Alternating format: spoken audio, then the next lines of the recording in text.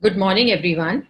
Before I begin, I would like to thank Mindray and BLK Max, and especially my friend Dr. Anil Handu for inviting me to participate in CUBE 2021. It is indeed a great honor, and today I will talk on quality control in hematology. So, the lab plays a central role in healthcare delivery.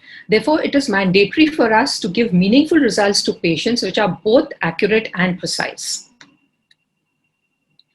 Now, there are certain terms which are associated with quality, such as quality assurance, quality control, quality assessment, and these are sometimes very loosely used and used interchangeably. That is not correct. Each term has its own definition and meaning.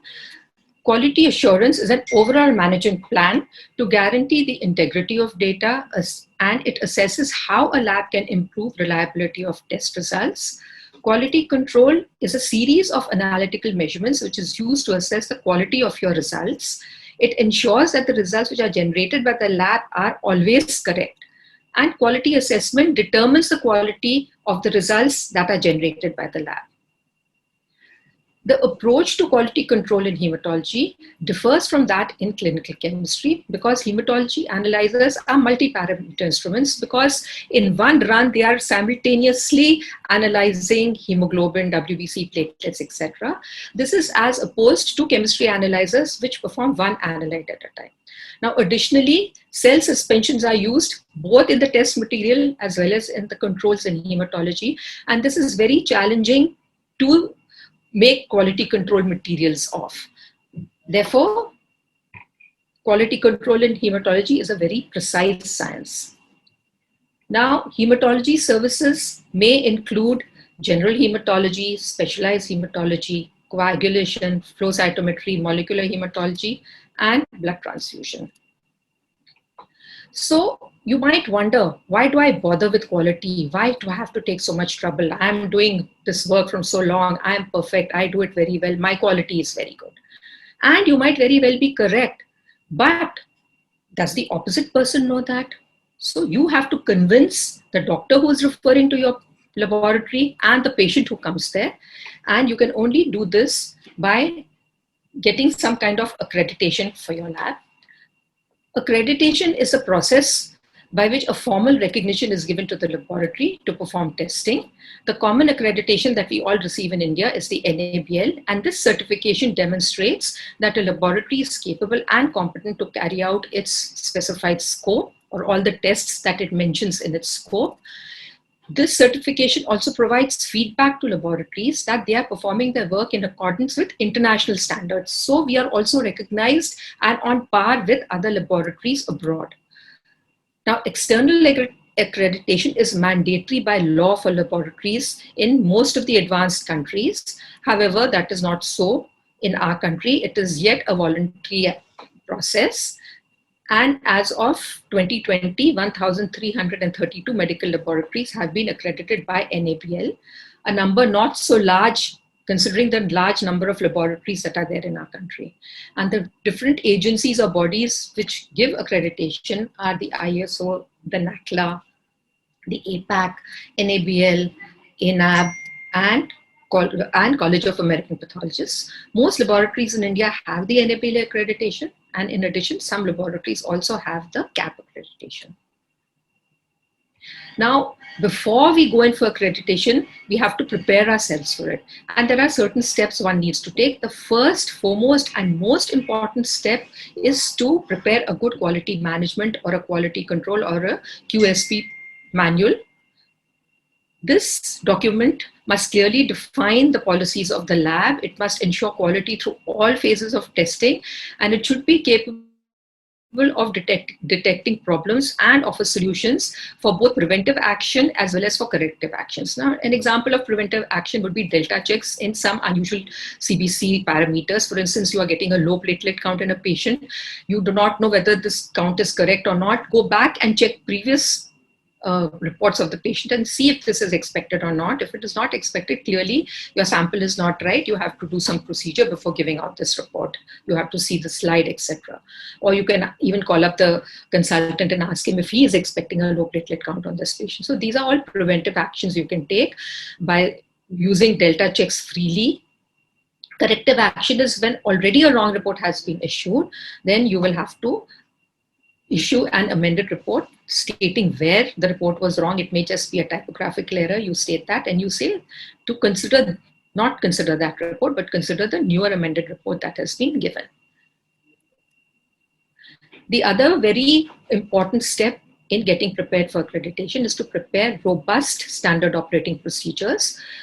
The SOPs should be comprehensively written, and they should describe all lab procedures and all related issues, where you can go wrong, how you can take corrective actions, etc.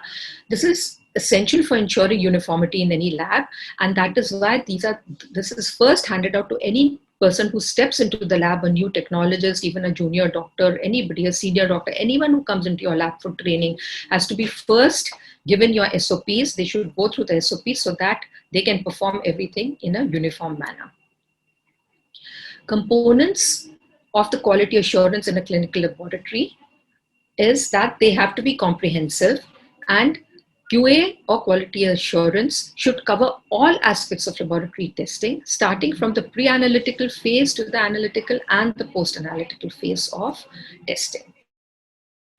Now, it has been estimated that pre-analytical errors are most common, and they make up about 70% of all errors in the laboratory. The commonest error is putting the wrong label on a patient's tube. Wrong patient ID is the commonest error that we come across, and we are constantly addressing these problems in the lab.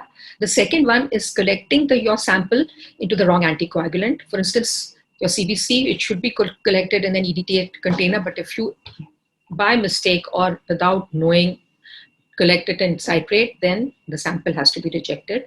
A certain order of draw has to be followed, and the phlebotomist should all be instructed, where you will take blood cultures first, followed by the coagulation tube, and the rest is shown in this picture. Now, stability of blood must be ensured during transport. So you will note the temperature at which the blood is being transported, as well as the time taken to transport the blood. It should be as short as possible. And especially for hematology, all samples should be free of clots. And you have certain special testing in hematology. So you have to have special operating procedures and policies laid down for these specimens, such as specimens for special coagulation should be separated, double centrifuged, and frozen as soon as possible. Now, obviously, because most errors are pre-analytical, substantial evidence indicates that major area of improvement in a laboratory is the pre-analytical phase, mainly because it is very subjective and difficult to monitor. So one of the issues in pre-analytical testing, which has not been addressed much, is improper utilization of tests. Studies have demonstrated that over-utilization of test rates can be to the tune of 20 to 70%, and even hematology and coagulation is responsible for this. You can also have underutilization, maybe to the tune of 45%. Therefore, selecting the right test on the right patient and appropriate utilization is very important. And somehow these issues we have not been able to address, but there are countries abroad in the Western world especially who have been addressing these issues. And there is a program called Choosing Wisely Canada, which is comprised of a group of clinicians and laboratory people who have published recommendations on hematology utilization in 2016. Now, also, some analyzers come pre-equipped with certain mechanisms which can reduce your pre-analytical errors. One such example is the BC 6000 Plus, on which if you get an impedance platelet count by impedance method which is low, automatically the platelet O is activated, or the optical platelet count is activated, and this correctly measures the platelets and gives the correct platelet count. So thereby eliminating this error of giving an erroneously wrong or low platelet count.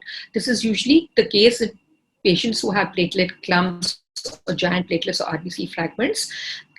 And normally we have to review these slides in the laboratory, etc. But here at this stage itself, the problem is addressed. So this goes a long way in giving a good and accurate results. Now we come to the analytical phase of testing. As you can see, there are multiple issues in the analytical phase. But the good thing about all these is that it is completely within the laboratory, so it is completely within our control and absolutely manageable.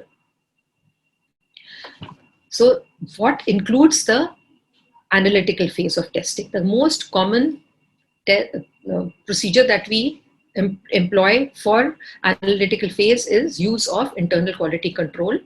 We can also address this phase by taking part in external quality assurance programs, and instrument maintenance also comes in the analytical phase of testing. Internal quality control procedures for individual instruments or inter-instrument comparisons can include any of these. It can be used or it can be preserved or stabilized whole blood controls, 3 different levels, or you can use retained patient specimens or a combination of these two. And in hematology, you have one control, which is a multi-parameter control, and you run that control and you will get all the parameters of that control. Of course, there are 3 levels of this control. So most of the labs we see or we have noticed supplement IQC along with retained patient testing. So once we have done the IQC, we have to monitor the QC data. We do this by using the Levy-Jennings charts, which we review at regular intervals, meaning every day. Now, when does the control value indicate a problem? So we can't just look at the charts and not know what action to take. So therefore, certain rules are used, and these are the Westcott multi-rule control for quality control. And these rules are used to know whether our quality control run has been proper or not. This Westcott rules use the premise, or they are based on the fact that 95.5% of the control values fall within the 2SD. Therefore, we take 2SD plus or minus 2SD as the cutoff for acceptance. Commonly applied when 2 levels of controls are used, such as in hematology and in biochemistry as well. This allows determination of whether your run has been in control or out of control. And commonly, why do we use SD to compare these? Is because it is better than variance, because it has the same units as the mean and the original values. For instance, if you're doing hemoglobin, you say that hemoglobin normal range is 14 plus minus 0.5. You know that it is either between 13.5 to 14.5. Whereas if you say 14 plus minus 2% or 3%, then you will have to first calculate that value and then apply it to your reading. So that is why SD is commonly used for all quality control purposes. Now the Westcott are a set of rules, as I already told you, which uses a combination of decision criteria, and it allows determination of whether our analytical run is in control or out of control. Errors may be systematic, which are avoidable errors due to some controllable variables and can be easily addressed in the laboratory. Some errors are random errors, which are unavoidable errors, and they are almost impossible to eliminate without taking the help of the people, the manufacturers, etc. The common Westcott rules that we use in our laboratory are the 1-2S rule, in which one control result falls outside the +2 standard deviation. This rule is just a warning trigger, and you have to keep a close watch on your quality control. Look at the other level as well. Look at the control data before the date on which you have got one such result. But it does not warrant a rejection of the criteria. It is just a warning criteria, a warning rule. Then you have the Westcott 1-3S rule. This states that if either of the 2 control results fall outside the +3SD even once, your control run must be rejected. You have the 2-2S rule, which states that 2 consecutive control values for the same level fall outside ±2SD. So you can see both these are beyond the +2SD in the same direction. These patient results again cannot be reported. This control has to be rejected and further action needs to be taken. Then you have the R4S rule, in which one control exceeds the mean by -2SD and the other control exceeds it by +2SD. Therefore, the range, this variation between this is 4SD. This is definitely not allowable or not permissible. Corrective action needs to be taken, and this control run has to be rejected. You have the 4-1S rule. Now, this is a very interesting rule because here you have 4 consecutive QC results for one level of control which are outside the 1 ST. Now, normally 1 ST is allowable if you don't see this carefully. Every day your control run comes at 1 ST, you will say, good, it's passed, and you keep passing. But you have not noticed that the trend of this control is that it is falling on the same side of the mean. Therefore, for such results, if you get 4 such data points, you have to reject the control and you have to do some corrective action for this. Then there is the Westcard rule, 10x rule, which states that if 10 consecutive QC results for one level of control are on the same side of the mean, then you have to reject this run. And here the level may not rise.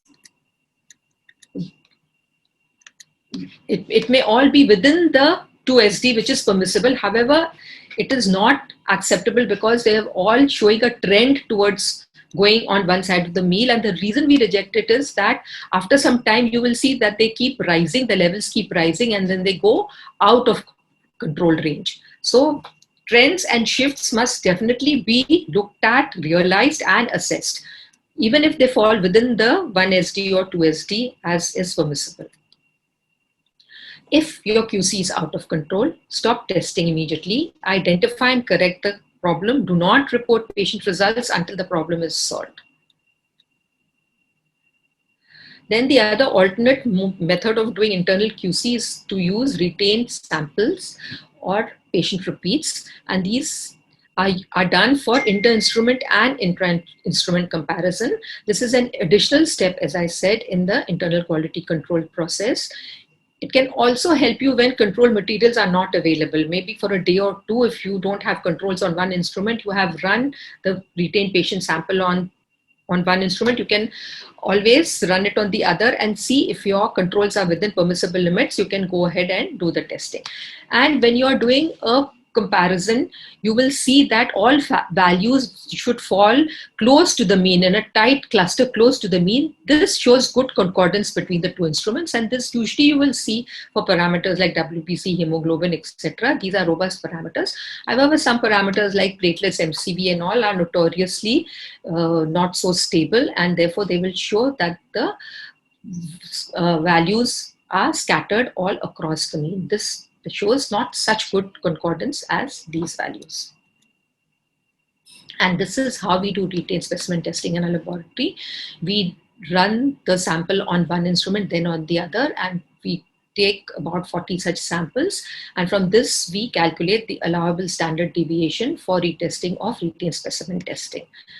Therefore, if we are doing, say, a hemoglobin on one instrument and repeating that same hemoglobin on the other instrument, the difference between the two should not be more than 0.27, or the difference in the neutrophil percentage should not be more than 1.56. So all the allowable differences are mentioned.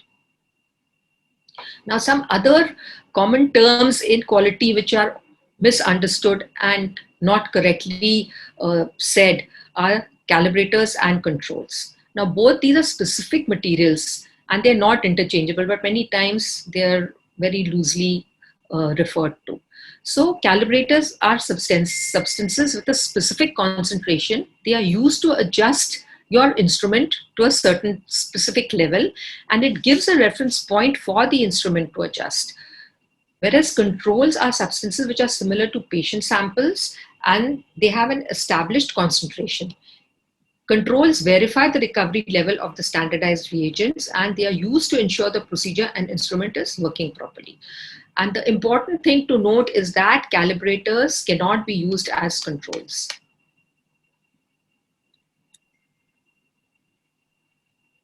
Now, you have to calibrate your instrument. So when do you use calibrations? There are only specific times when you can use calibration. You cannot calibrate as and when you want, or you cannot calibrate the instrument every month or every day. So you will calibrate an instrument when there is a change of reagents. A change may be in the reagents from the same vendor, or you're procuring reagents from another vendor. You have to calibrate when it is indicated by your quality control data which has gone out. You have to calibrate after some major repairs which have been done on the instrument or during the preventive maintenance schedule, and when recommended by the manufacturer. We calibrate our CBC instruments twice a year, every 6 months. Now, it is presumed that when you get a new instrument into the laboratory, that it has been validated and it has been calibrated and you can immediately start using it.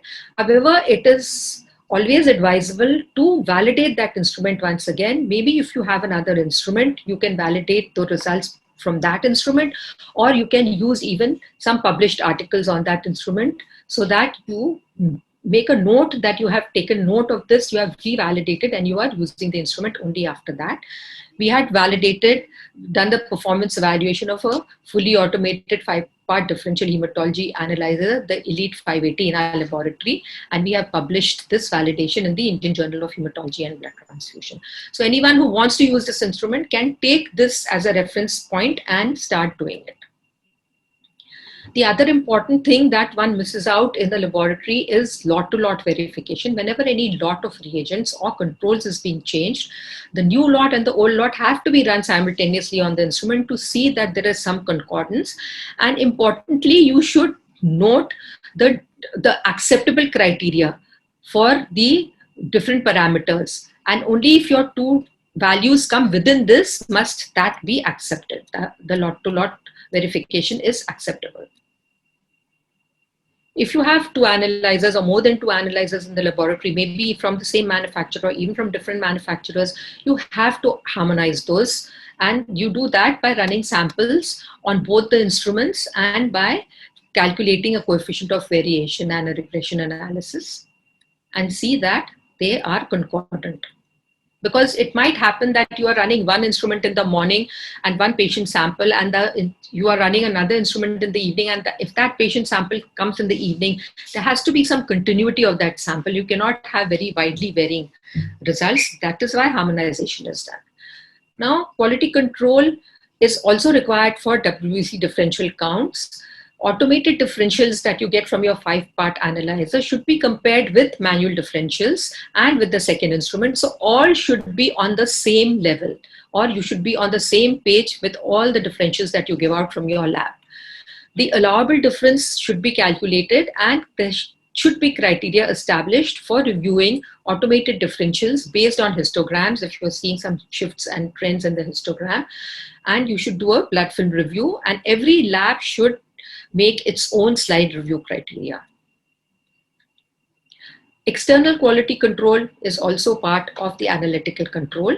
It is achieved through proficiency testing. Proficiency testing is the use of inter-laboratory comparison for determining the performance of individual laboratories.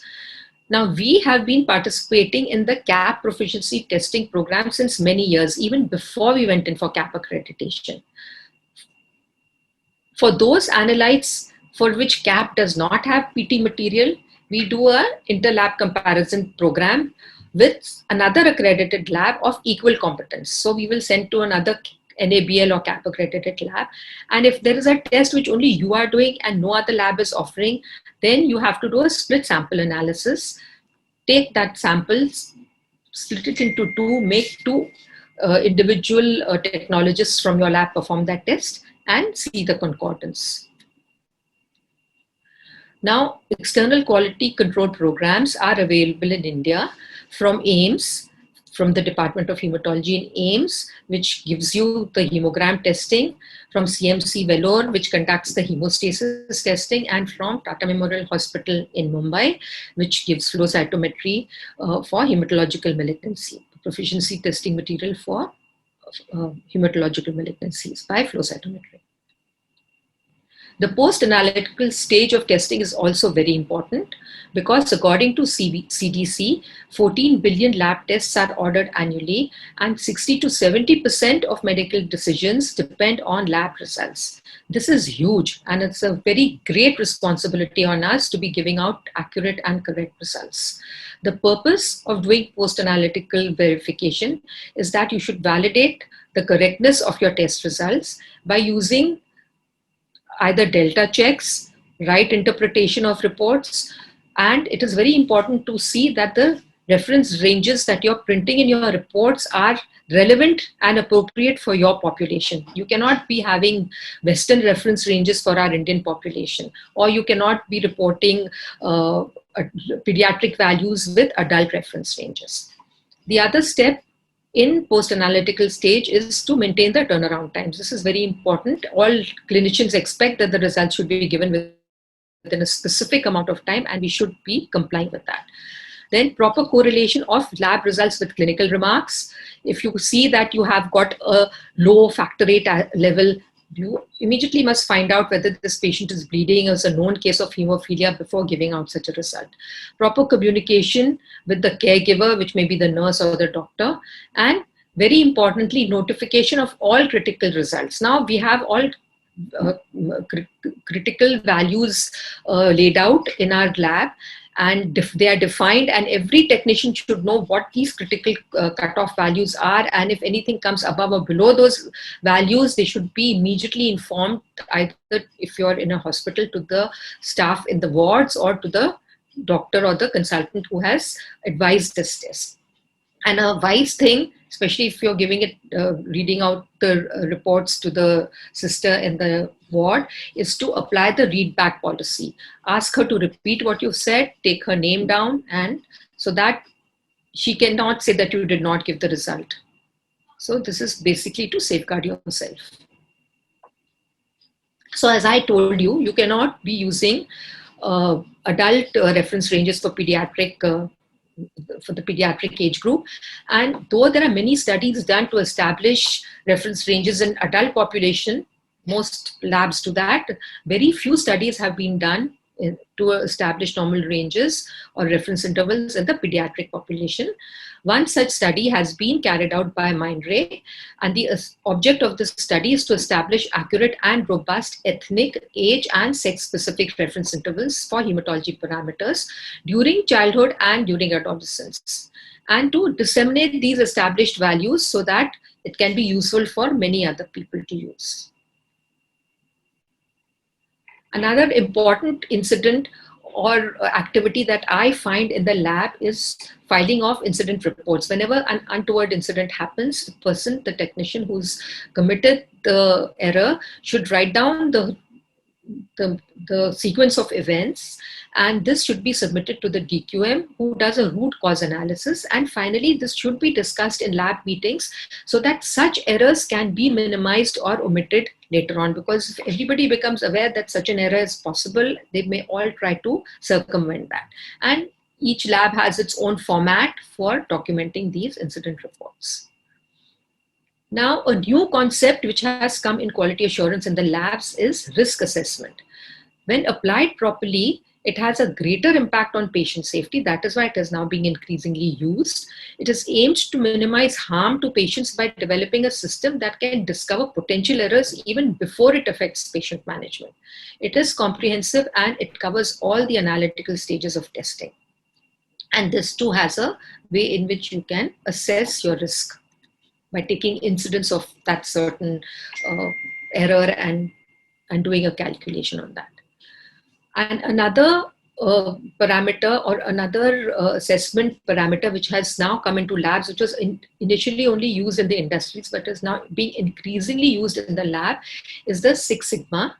So Sigma metrics are widely applied as quality indicators, and some laboratories have begun to adopt this, especially for chemistry, immunoassay, and even some hematology laboratories, and people have found this to be very useful.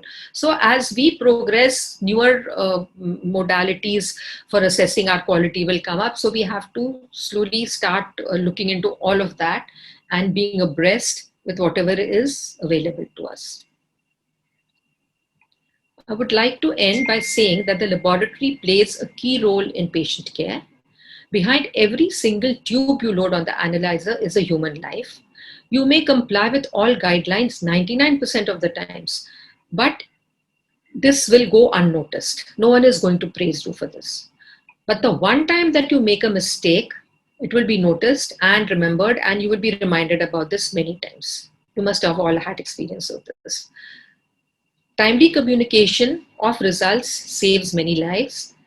And if in doubt, consult as often as required with your clinician.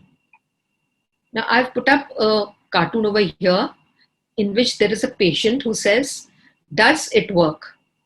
And the person who has come on the rounds is unfortunately a statistician. Her reply is, That depends on what you mean by does, what you mean by it, and what you mean by work. Now, my point in putting up this cartoon is that you should not make assessment so difficult for the person who wants to go in for a quality assessment program. If you don't be harsh with the people you're assessing, be more like a mentor, advise them on what to do, and you'll have more labs, I'm sure, coming up wanting to be assessed. Thank you.